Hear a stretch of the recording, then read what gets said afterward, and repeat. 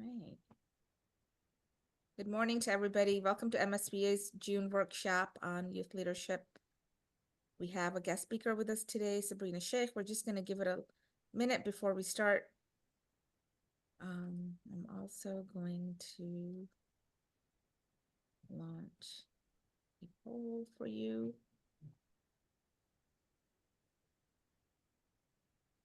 I've also launched a poll in the back, so if you have a minute to answer those questions, that would be great. Welcome, everybody. Welcome to MFCA's workshop. Just giving it another few minutes, or a minute actually, and we'll get started. Right.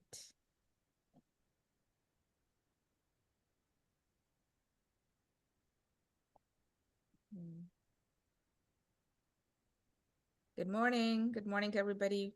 Thank you for joining MFCA's workshop on youth leadership. This is our June workshop with our guest speaker, Sabrina Sheikh, and we will get started in just a few seconds. Right.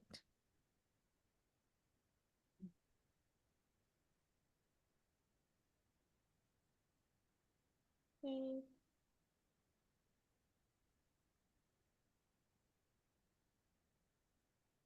All right.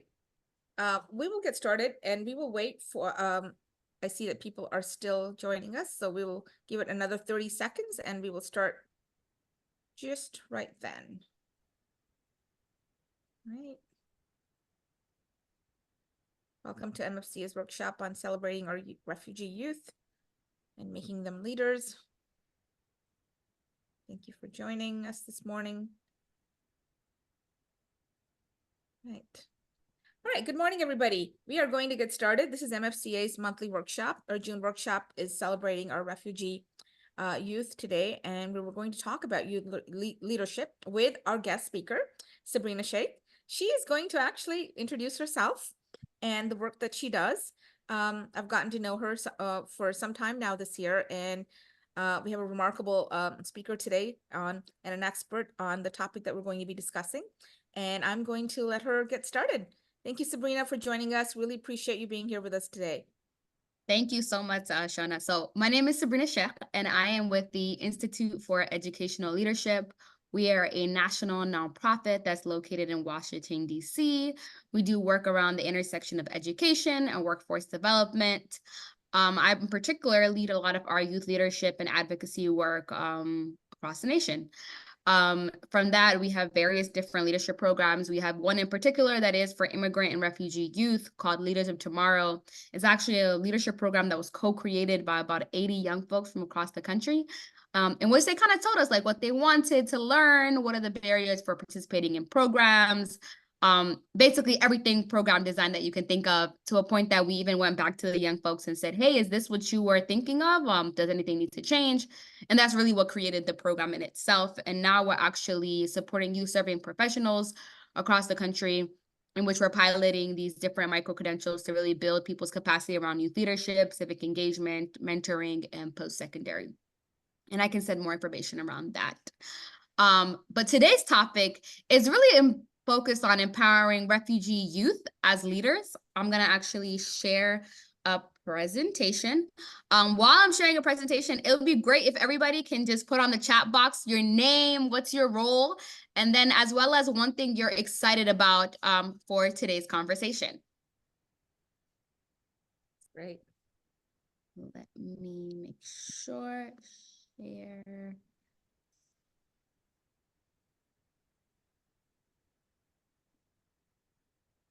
Where is it? Oh, right here. Sorry, y'all.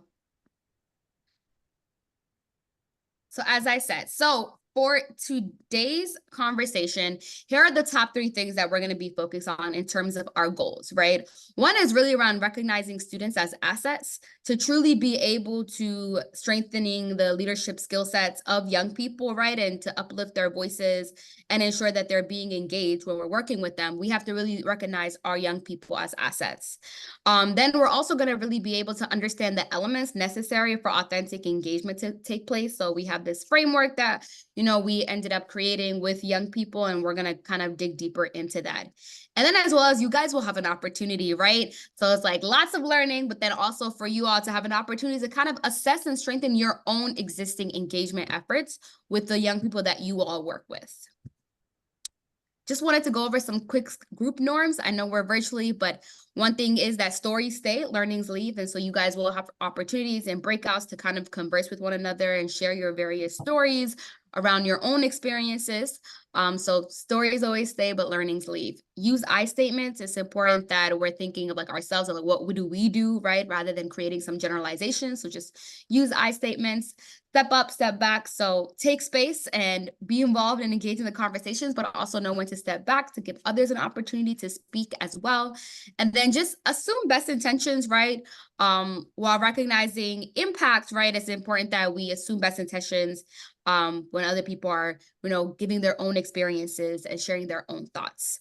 And then last but not least, is just take care of yourself. If you need to go to the bathroom, whatever you need to go do, right? Take care of yourself. If you want to have your cameras off or on, whatever makes you feel comfortable and present to be in this space today. So I wanted to kind of first start off, right, as we're talking about this conversation today, and I'm going to put you guys in breakouts, is just really reflect and think back to a time when you were a young person, right? And you felt truly heard by an adult. What was that experience like for you? How did it make you feel? And what impact did it have on you at that time and even now in later life? And say if you don't have an experience like that, right? Then what did that negative experience look like where you weren't heard? And when you weren't heard, how was that feel? So it can be both a positive experience when you were heard as a young person or even a negative experience and the impact that that's had on you when that took place, and as well as right now in adulthood. With that, let's take about 6 minutes for people to kind of share with one another. I'm going to put you guys in breakouts of 2. And then we'll come back into the main group, and if just a few people can share once we do come back.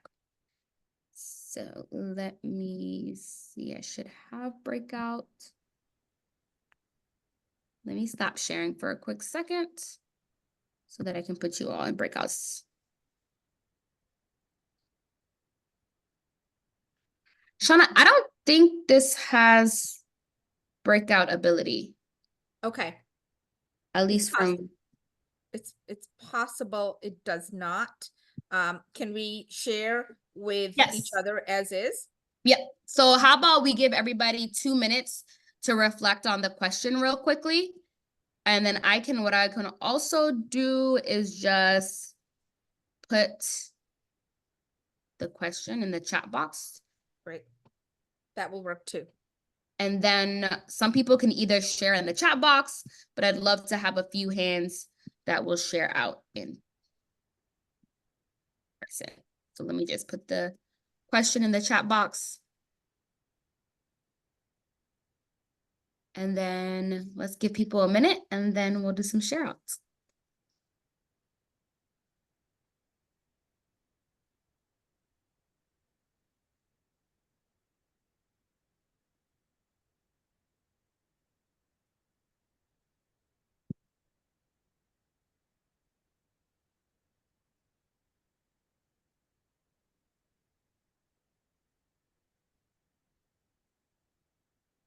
So the last thing I want to do is cold call. So I'll give people 30 seconds, and then hopefully we can get some hands up to share an experience.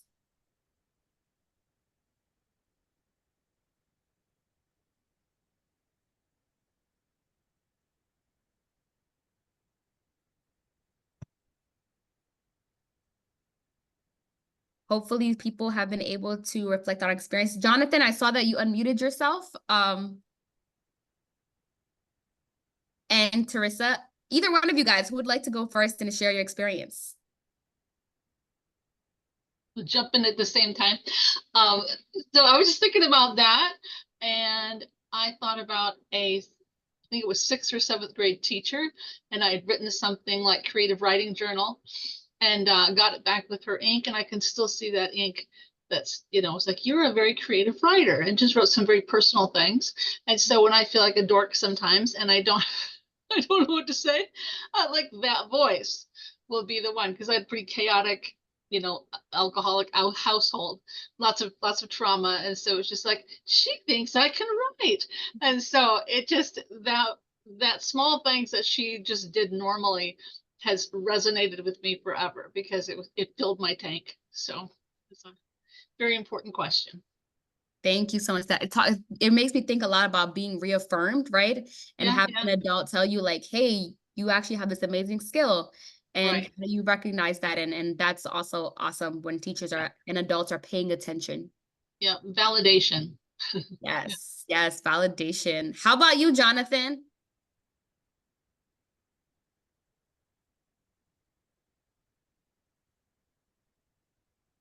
Anybody No. else would like to share? Is Jonathan or Dan?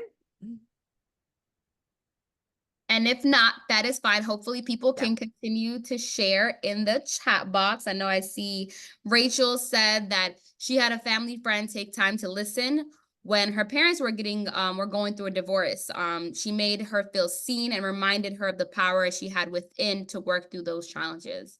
So it goes back to, right, like being seen, being validated for your experiences, and who you are, right? And here I can also share a quick example that really was like a pivotal moment in my childhood growing up, was when I was in high school and I was junior year taking an AP World class. And I remember writing a paper that really focused on Guantanamo Bay and how Muslims were being detained. I remember clearly my teacher, based on his own mindsets around it, gave me an F, saying that it did not exist. And in that moment, I felt very silenced and unheard as a young person.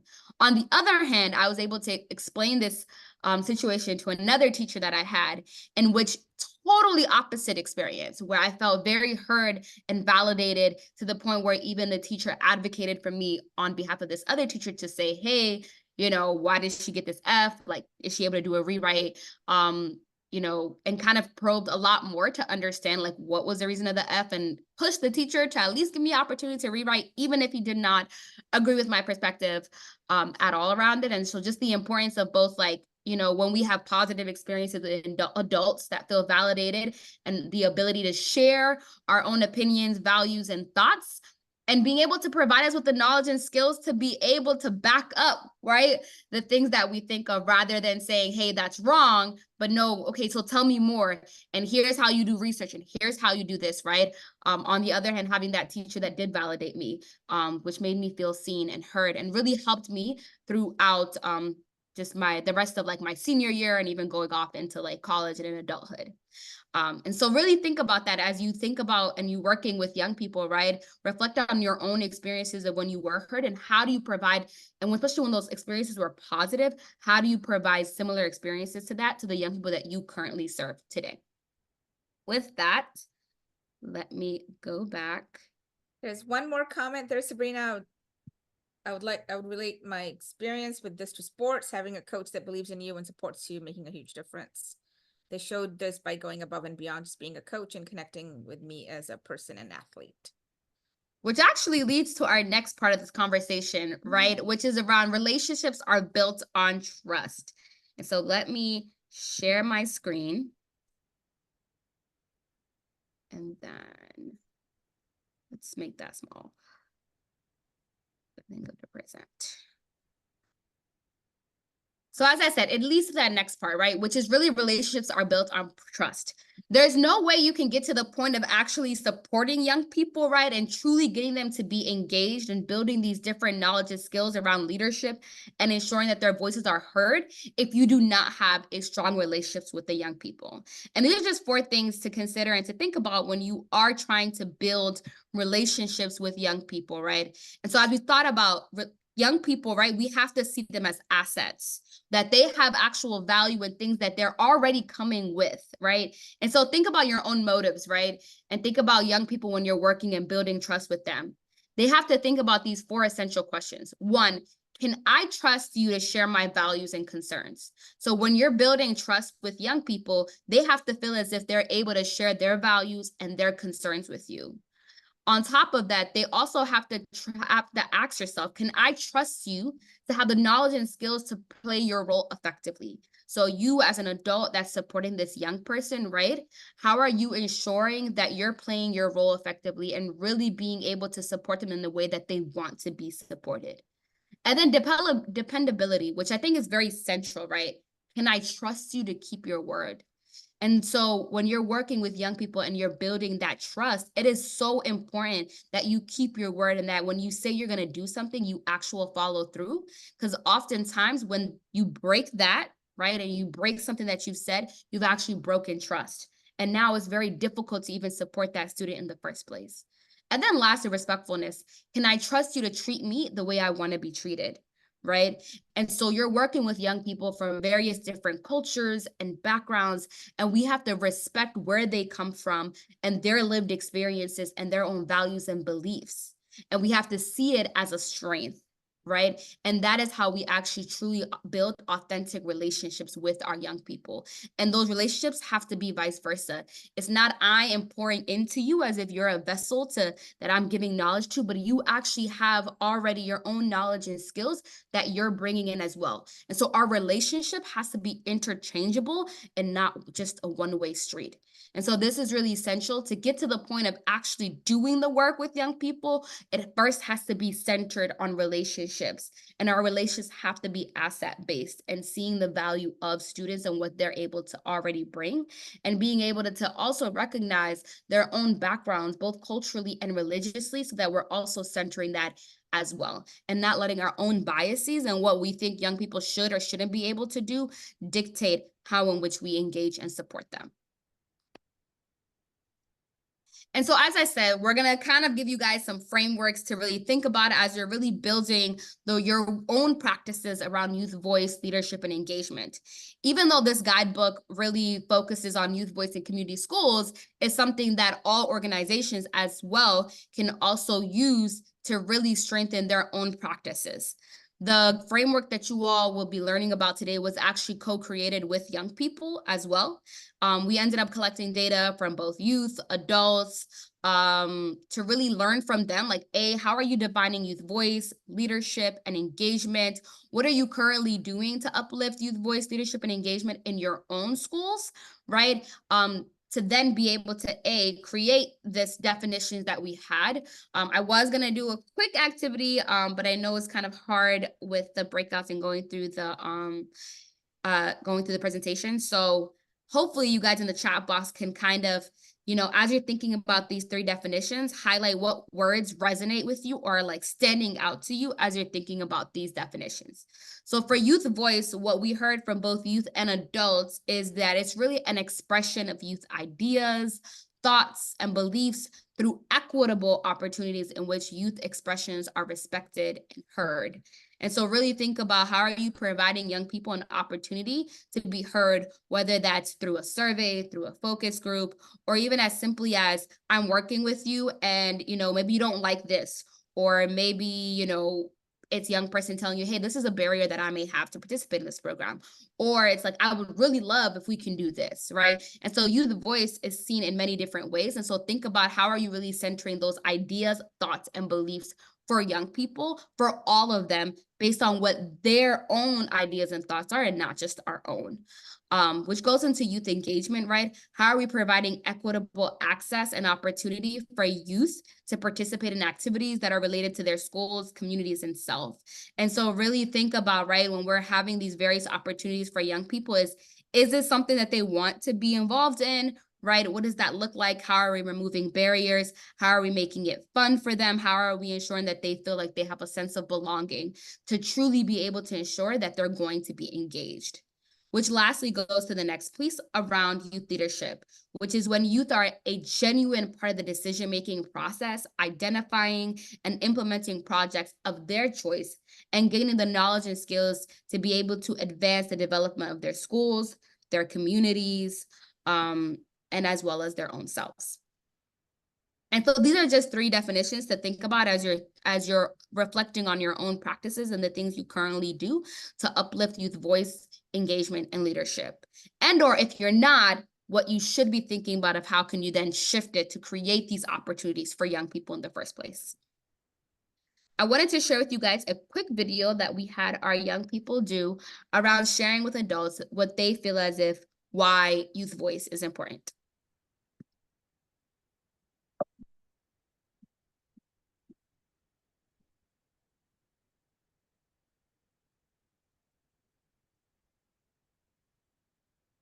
Youth voice matters because speaking up and using your voice can create a positive change and contribute to a better future.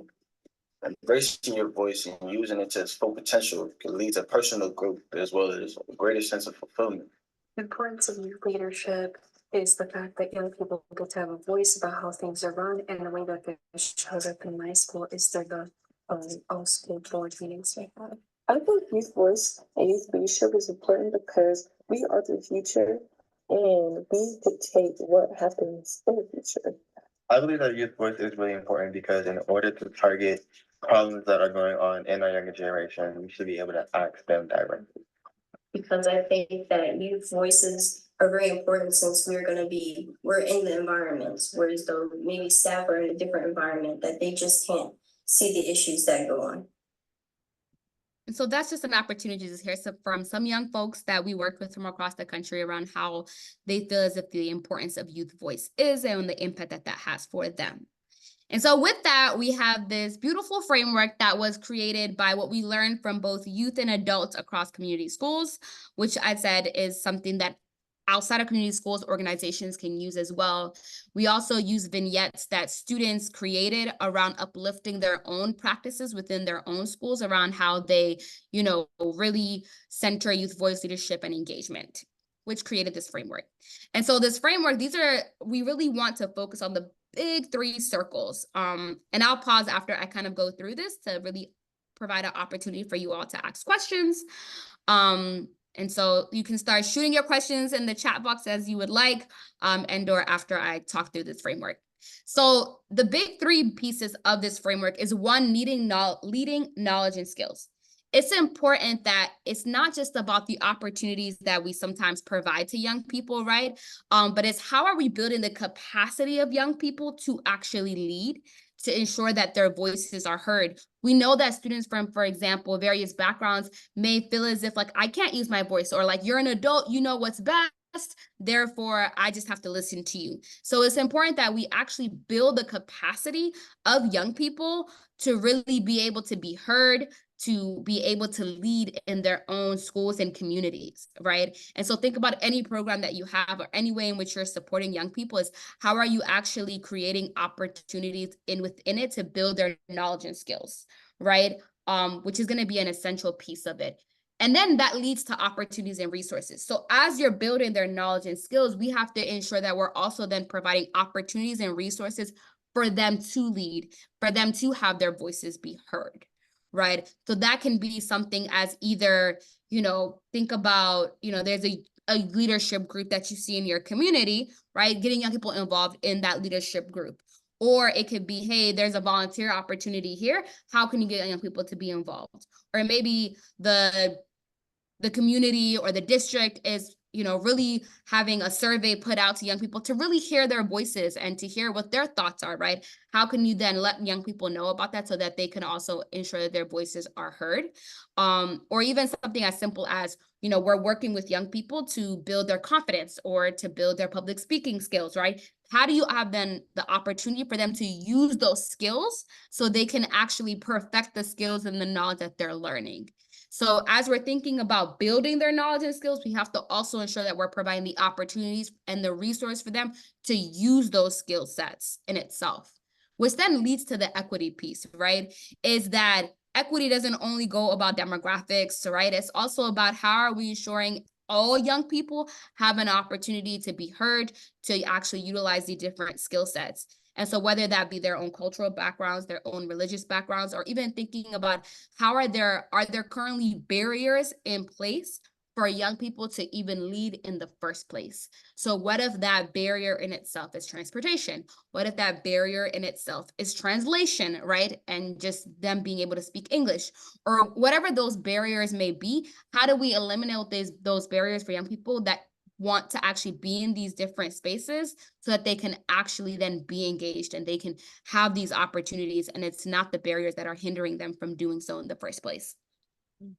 When we're able to do all these different things, because they all have to be in place, then we, at the end, we end up seeing that youth are more comfortable with making decisions and leading various efforts.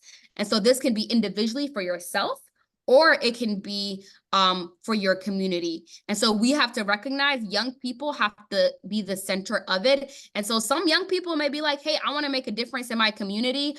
And so therefore we're creating opportunities for them to do that. But some young people may be like, I want to learn X, Y, and Z skill sets, whether it's, you know, conflict resolution, being able to speak up for myself so that I can advocate for myself and what that looks like.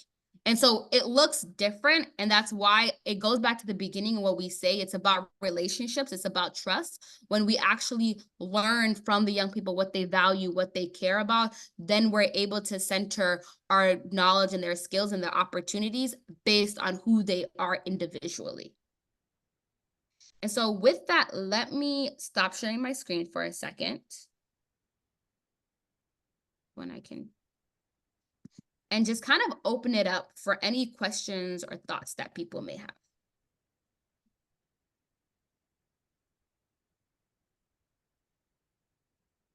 No questions? You guys feel good? How do you feel with some of the information shared about the thoughts, you know, that Sabrina was sharing here? Would anybody like to share?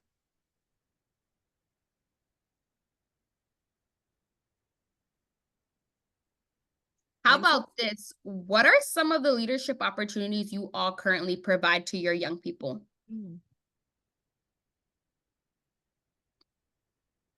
Might have to do some cold calls, y'all. That's a great question. I can share. Go ahead. At Samaritas, we have a youth advocacy board, or YAB, we call it, for leadership-minded youth. So it's an opportunity for the youth to get together and just work on the leadership skills, plan different events, volunteer in the community, kind of just network with each other and the staff. So it gives them that opportunity to just build on the leadership skills and just be involved, I think is, you know, a big part of that, just having the opportunity to be involved. And I guess with that, I like one thing I noticed with youth that want mentors in our program. One of the biggest things is just they want to be more involved in the community, but maybe are new to the area or just don't know, you know, how. So providing opportunities for that seems to be a good way to build their positive youth development. So yeah. Awesome. And then question, how are young people able to even join or hear about the advocacy group? So with the YAB, I think it's just their case managers present it to them as an option for something to get involved with. And then I'm trying to think, maybe my Martin, do you have anything to add on that in regards to that? Yeah, I know you me and probably Martin.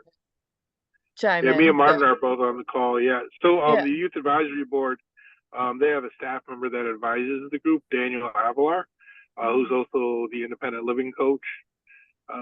So he's the one that helps them kind of organize, and they do like a monthly meeting and activities. And that's actually something that me and Martin are becoming more involved with. Pre-COVID, our recruitment team, which is me and Martin currently, is very involved with the YAB. And then since that time, that kind of fell by the wayside a little bit, and then changing of staff. So now we're trying to reinvigorate that, and Martin's actually doing a podcast with some of the youth that are in that group to share their stories. So I'll let him tell you a little bit more about that. But that's I'm hoping that answers kind of the question that you were asking with it. Yeah, absolutely. And I'll just touch base on the podcast aspect, which is a part of the youth advocacy board. And like Stephanie so well said, you know, this board is a group of leaders, young leaders who, and they take up responsibilities and really showcase, what it's like to, lead a lead a moral, lead a, visionary type of lifestyle, and that kind of inspires everyone else who's a part within our foster care program. And so with our podcast itself, specifically, what we've been doing is interviewing these specific youth, and they've just been sharing their story, their testimony. How is it like to be a refugee? What experiences did you have? The trials, the struggles, the hardships, as well as the good parts, the great parts, the things that has been, really made them smile and made this whole process worth it. And so, yeah, they share their experiences. We've had one completed so far, one podcast that's currently on our YouTube channel. We're going to be releasing another one here shortly. We'll also be releasing some little clips on our Instagram and TikTok, so you guys can be able to see that as well. But yeah, the podcasts are really just a great way for the kids, the children, to be able to share their story and their experience as how it's been like as a refugee foster care child. That's awesome that you guys are doing podcasts. We have a group out in Georgia of refugee youth as well, immigrants, refugees as both, in which they're also doing podcasts to uplift some of the challenges that they're facing in their own communities, and being able to not only just share their stories, but also to be able to talk about, well, here are some of the issues that's, facing DeKalb County. Here's what you should consider and think about. And so really using their voices in a way that's not only in talking about issues in their schools, but also in their communities as well, and how can they support it. So that's awesome. Anyone else wants to share? No worries. Hopefully you guys will go ahead and share in the chat box something that I kind of wanted to dive deeper into, right? And so you guys gave a really great example around how you're providing young people an opportunity to lead and to use their voices. And so how can we think about in every realm of the work that we do? So something as simple as, you led an event, and after the event, how are you getting feedback from the young people to let you know, like, was it good? Was it bad? That something needs to change? How do we get more young people to show up? And so really having an iterative process of really being able to hear from young people around, like, whether it's a program, whether it's an event, whatever it may be, right? How are we creating a process that's constantly centering their voices and their feedback around what they would like to see if those events were something useful to them, or if it's something else. And when we hear from them around what they would like to see and what they would want to know, how are we then acting upon that, right? Because it goes back to, it's going to always go back to trust. Trust is broken when we've actually asked for their feedback and then we do nothing with it. And we ended up continuing to do how we've always done it before. And even in certain things of like the leadership and the opportunities piece, right? Think about, not every young person may be a part of that advisory group. And that happens, right? You're only going to have X amount that may have the capacity or the ability to be able to do so. And so how are you creating opportunities, a variety of opportunities for all young people to lead? Whether it's as simple as your event, there's an event that you're hosting, right? We just had World Refugee Day, right? And so how are we involving young people in the actual creation of the event? And not just the nice to have things, but from the beginning of like, well, we're going to have this event, what should we have? And giving them true roles and ownership to be able to take a part of that event. And it can be any event as small or as big, but it's about how are we providing them the opportunity so that they can truly be able to lead. Or even in a program, right? Like they can provide trainings themselves around their backgrounds, around their cultures, whatever it may be, but how are you thinking of every realm of what you do and providing opportunities for young people to utilize some of those skills that they're learning? And in the equity piece, think about even the different programs that you all had. Is there currently barriers that are in place that's holding some young people back from participating? And or if there is that the case, how do you then shift and change? And how do you hear from the young people what are those barriers are? Sometimes, like I said, it's translation. Sometimes it's money, right? Like I have to pick between going to this program or finding a job. And what does that look like? Right? And how are you able to balance the two? Or how are you able to provide stipends to young people? However that may be. And so it's really being able to create a culture for young people that's constantly centering their voices, ensuring that they're engaged and we're providing equitable opportunities in that engagement, and then ensuring that there are various different opportunities and a variety based on what they care about. One person may care about environmental justice and another person may care about education. One may just care about, hey, I want a place to pray at, you know, my school or at this, right? One person may be like, I want to advocate for more this supports. And so thinking about every young person as individuals and what do they value and they care about, and how can we let them know that, hey, you have a voice and you can create a difference based on whatever that may be, however small or big that may look like. And so I'm going to share my screen again. And as I said, if you do have questions, please feel free to put them into the chat box. What I'm going to go through next is kind of a process that you all can use to strengthen your own practices around youth voice, leadership, and engagement. So let me share my screen again. So let me go back. So this is a process that we all created that practitioners can use to really be able to strengthen their youth voice, leadership, and engagement work. So the first one is around explore, right? So to the point, we can't get to the point of what do we need to strengthen and do if we don't recognize what do we currently have.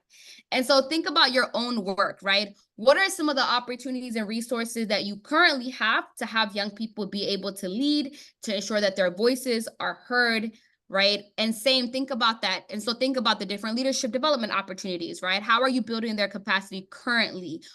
In what areas are you currently building their knowledge and skills? And in what areas do maybe it's not there? So exploring is just seeing what do you currently have? And as you start to figure out what you currently have, it leads you to the piece of engage. How do you then engage the young people that you're currently working with to really hear from them around, hey, how are you feeling about these programs and events that we currently have, right? Do we provide you all an opportunity for your voices to be heard? Are there specific skills that you want to learn that currently we don't have and that we're not supporting you in, right? Are there some barriers that you currently feel like, you know, is holding you back from participating in this program, right? Or do you feel like this program or the way in which, do you feel like you belong? And if you don't, what do we need to change to ensure that you do belong and that you have a place that you feel like I'm seen and I'm heard? And so in this engage process, it's really now that you've done your own work around what you currently have, working with young people to kind of figure out from them where the gaps exist and what is it that they want to see, which really then gets to the co-design process, right? And so then when you identify some key pieces of areas that you need to improve on or things that you need to start having, right? How do you then co-design with those same young people to be able to create it, right? And so say, for example, young people are like, hey, I would love for us to have an Eid celebration, for example, right? Like, you know, we have Ramadan, like we have these two Eids and we would love to have an Eid celebration. How do you then work with the young people to co-design what could an event look like to celebrate Eid? Or say, for example, young people are telling you, hey, we have this program and these areas are great, but what we would love to have is maybe to learn skill sets around confidence building, around, you know, being able to speak in public, or like, how do I testify at a hearing in my county, right? And so then how do you co-design with the young people to be able to create what is it that they're telling you?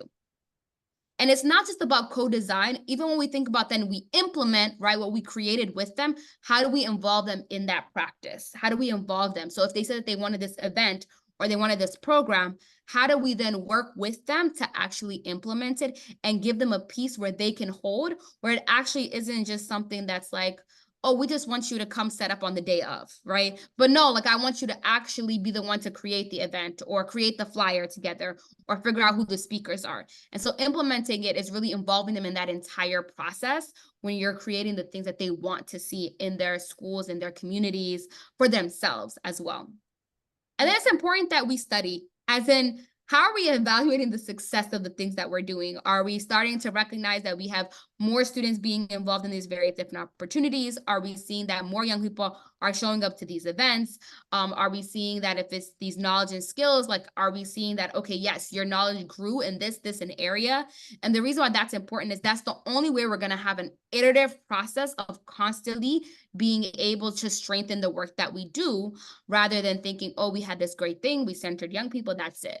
This youth engagement process that we're talking about, it's iterative. It's something we're constantly doing depending on where we may be. Sometimes we may not start at the explore stage, we may start at the co-design stage. Sometimes we may start at the study stage, right? But it's constantly going the circle. Which leads to the last part, is extend. When we see these big things coming about and we're learning from young people, hey, we actually need to change some of our policies, or we need to change some of the strict structures and processes that we currently have, because they're truly not conducive to youth voice, leadership, and engagement as a whole for our organization. And so with that, I'd love to open up any questions around this process, around the framework. You guys got it all? You know how to do it now?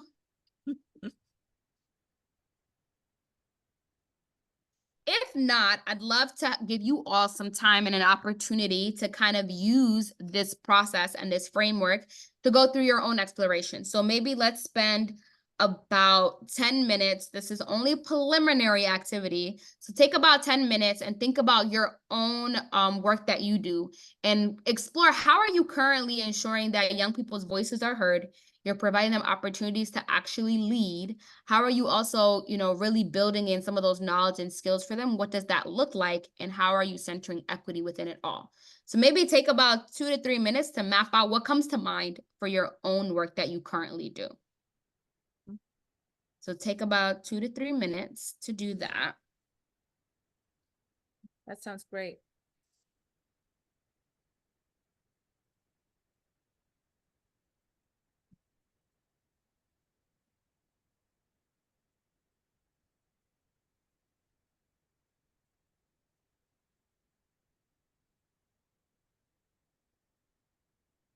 And while you guys are doing that, I'm just going to go ahead and put in the chat box the guide that has the framework inside of it.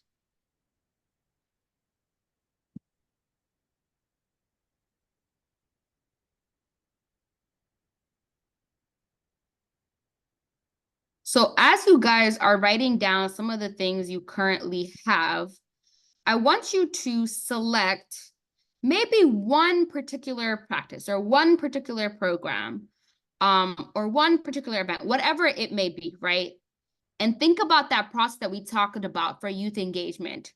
How can you then strengthen this particular program? How can you, build upon, improve it based on what the youth voice, leadership, and engagement framework tells you? And how can you use the youth engagement process to support you in strengthening that initiative that you selected? So it can either be a program, an event, how you're currently building students' knowledge and skills, and how can you strengthen that based on the framework and the process. And we are going to do some share outs of what you all came up with and how you plan on strengthening it. So really do take this time to kind of do some mapping and thinking about what is one particular thing you would love to strengthen when it comes to youth voice, leadership, and engagement. And what could that look like? How could you go about it in strengthening it?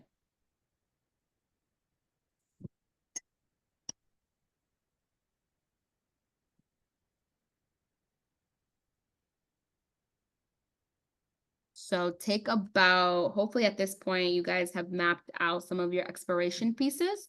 Take about 7 minutes to really jot down how can you strengthen some of those pieces. So if you do have a youth advisory, how can you strengthen that even further to truly center the voices of young people?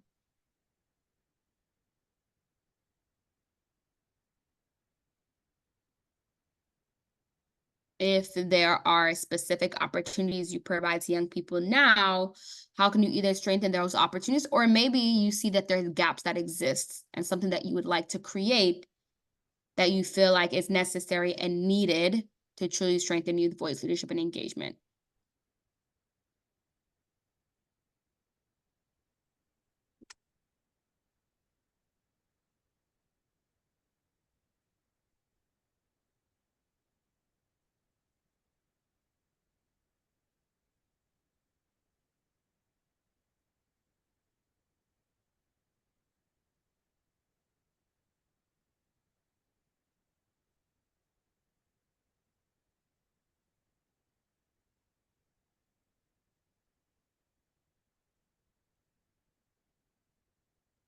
So just for the sake of time and wanting to really open it up for any questions, let's take maybe 2 more minutes and then have some people share.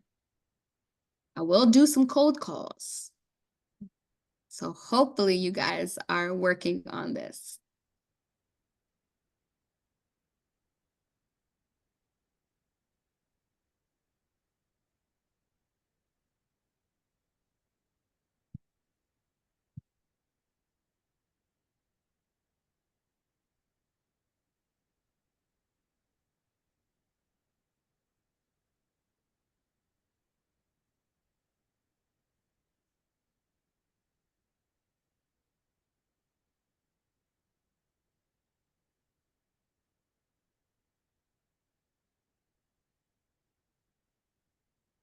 One more minute.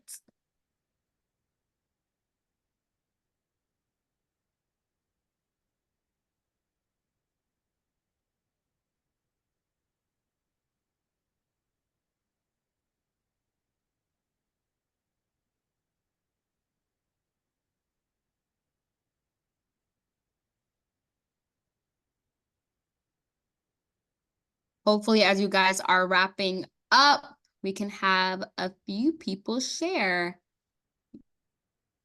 Mylon, if I'm saying that right, can you talk a little bit more about, I know you said you're having a focus group with your youth. Can you talk more about how, maybe how the focus group, like, how are you choosing to strengthen that? Love to hear more.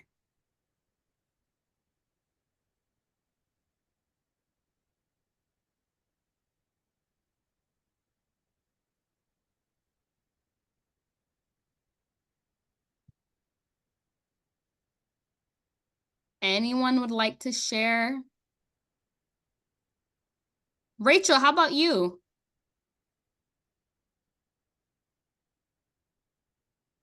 I've been really thinking about like my role. And even though I don't have as much direct contact with the youth as I, used to in my experiences, but I'm trying to like really just look at my role and try to figure out how I can best, even when I do have the contact with the youth, making sure that I have resources. So developing those resources, and making sure I want to make myself better at being able to, have, because not immediate, but just at least one, the listening, but also the immediate resources to offer. Like, okay, if I don't have the information or I don't know, let me find out more about that and I'll get back to you, or making sure I'm trying to be a bridge or connector for youth so that they can continue on, or just really develop that the leadership or those questions or issues.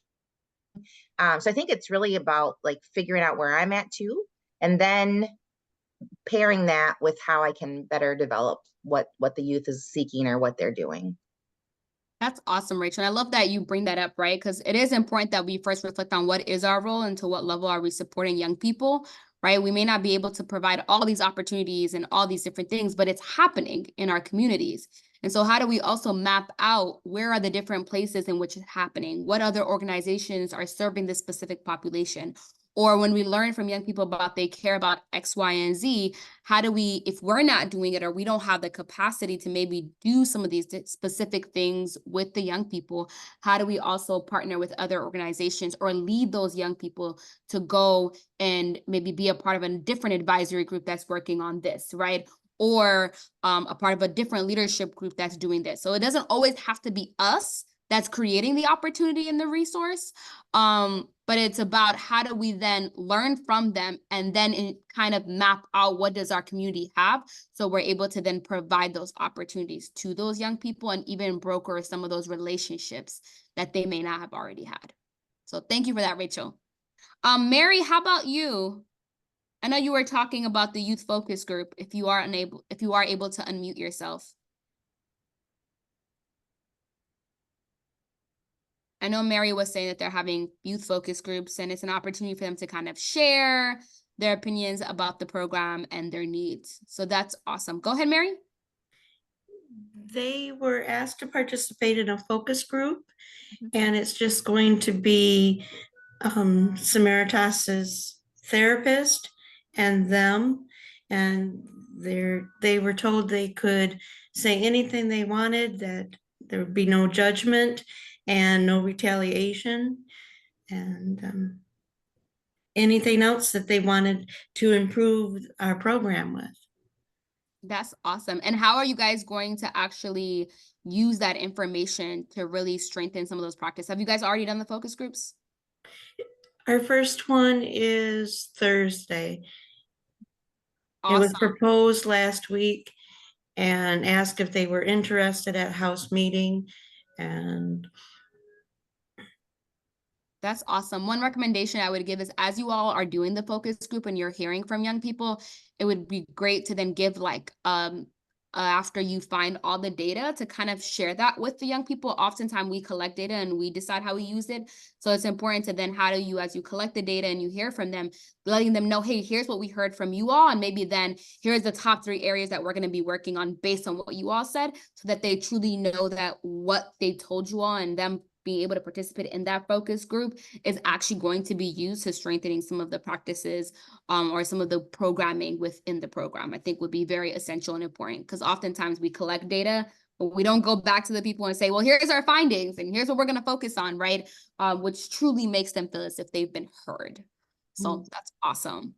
And let me maybe do one last cold call. How about Lauren?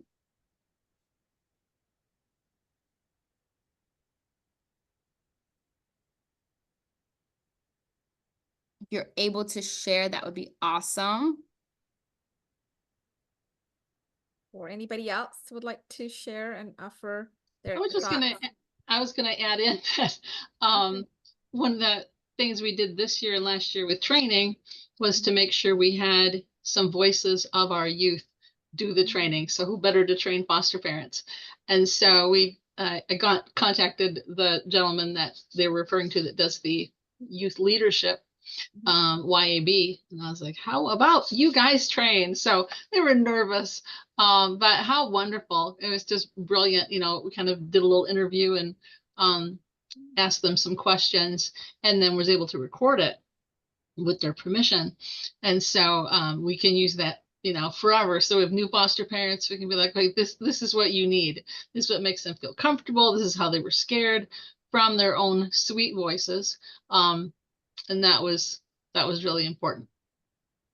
That's awesome. I think that's important around the fact of, right, like, how are youth then doing some of these trainings, and how are we building their capacity to do so? Because they have lots of share, and their lived experiences are actually really important, and their feedback of how they want to be treated is important, and actually helps in supporting that relational trust that we talk about. Well, with that, thank you all, and hopefully you guys can use this youth engagement process to strengthening your own works around youth voice, leadership, and engagement. I'd love to open it up for any Q&A before we close out for the day. Thank you, Sabrina. I know we had a few questions that were sent to me ahead of time, but please feel free to share any questions here on the chat, or ask away and unmute yourself. But I think I will ask a question in terms of one that that we were all curious about, is that what are some barriers that are there present or ongoing to leadership that some of the youth are facing, and how can we probably try to overcome some of them? So oftentimes the barriers are and there's 2 different things, right? So one time it's barriers are the adults in the first place, because we've already had a preconceived notion of this young person's ability to lead or not to lead. So we often tokenize the ones that we feel like have the ability to lead in the first place, right? And then we determine for other students, like, you don't have the skill set, or, you know, you have these challenges and these issues that's making it hard for you to, like, then therefore you don't have that. And so I think one is, for us as adults who are working with young people, how do we shift our mindset to think that all young people have the capacity and the ability to lead in the way that they want to? So I think that that's one thing, is like really recognize it for ourselves and truly valuing it and seeing it as something that all young people can do. And I think that too is, as we're thinking about the different opportunities that we provide to young people to lead, we have to really assess what are the barriers that we have. Is it that, you know, we're having young people, you know, come to a meeting at a specific time that they're maybe having to work, right? And so those young people aren't going to show up because of that. Right? If it's Ramadan, if you're working with Muslim students, for example, it's Ramadan time, they're fasting all day and you want to have an event, or have X, Y, and Z, right? Like we did not think about who is the population that we're serving and how are we ensuring that whatever we're creating, right, through these different leadership opportunities is actually conducive for them to fully be able to participate, right? Or even something as simple as language and language barrier. Oftentimes there's certain people we say you can't do it because you don't speak English or because you're not up to this level quite yet. And so how do we recognize that whether you're at this level or not, you still have the ability to leave, you have something to say. And so whether it's giving them translation supports, whether it's finding out, hey, like, what is it currently you want to do? How do we slowly build that up? So it goes back to your mindset has to truly believe that all young people can lead. And then how do you assess within your own individual programming or things that you do and be able to remove those barriers? And as I said, right, like there's other things that are happening in the community. How do you work with those that are also providing similar opportunities and having those conversations with them around like, hey, you really should try to pay the young people stipends. Hey, maybe have this during this time or in this community as here, or like, you know, maybe we can offer it on Zoom. Or even if technology is a barrier, maybe we need to offer it in this specific location, or we should think about the timing in which we do it. So you really have to be able to kind of like think about your own internal practices that you do, but also as we're providing young people opportunities and resources for other things in the community, how do you also educate others to truly be able to think about their own practice as well? And some things that sometimes easily looked out of, but like should be focused on is ask the young people. Like it's simply sometimes just asking them of like, hey, what is it that you want to do? You know, and how do we ensure that you really can do this? And really learning from them some of those barriers as well. And so just it goes back to that trust piece. That's great. Thank you so much. You know, some of our refugee youth population, or many of them, come from a background of experiencing trauma and mental health. Do you feel that they can still be, their voices can still be supported and heard, and they feel safe? I definitely feel that it can. It depends on how you go about it. And so oftentimes we're like putting young people, especially those who have gone through various different experiences, at the forefront, that they have to be the ones to teach adults about their lived experiences that comes with its own trauma. And so it's important that we allow young people to talk about whatever they want to talk about and not feel as if we're only taking off like all your struggles, but maybe your assets from your background as well, right? Like there's good and bad that comes with your experiences. Do you want to share this? And if you don't want to share this, like what is it that you do want to talk about, right? And then when we do specific programming, it's important that we have mental health professionals to be that young people can relate to and can connect with and have similar shared backgrounds, which I know is very difficult in that space. But how do you find people that share those similar backgrounds with the young people to be able to then give them the supports that they do need? Because we know that mental health and trauma are really big factors right now in students that, you know, just young people overall in the United States, but then add into the layer of like refugee youth and the experience that they come having migrated here. Absolutely. Does anyone else here have any questions? Or I know we've been given a lot of great information here. So if we don't have any more questions, I would like to just thank Sabrina for sharing so many great resources and giving us the tools to empower the youth voices that we're all hearing out there, and to provide meaningful programs and effective programs. So I think there's many things you can share. Sabrina, would you be open to sharing maybe parts of your presentation with me so I can share with the group here?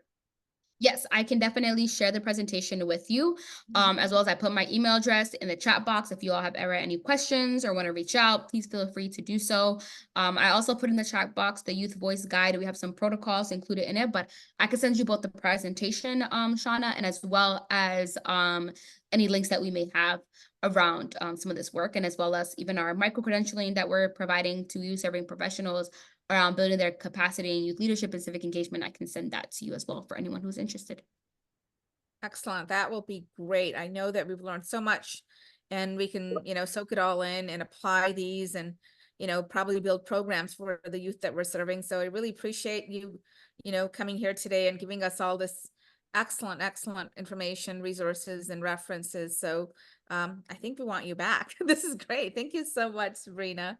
I Thank you so appreciate much. you all here joining MFCA today in this June workshop, and we hope to apply all of these and you know, hear our young people's voices more and more. Thank you so much. Thank you, guys. Thank you, everybody. And that ends our workshop. Have a great, great week.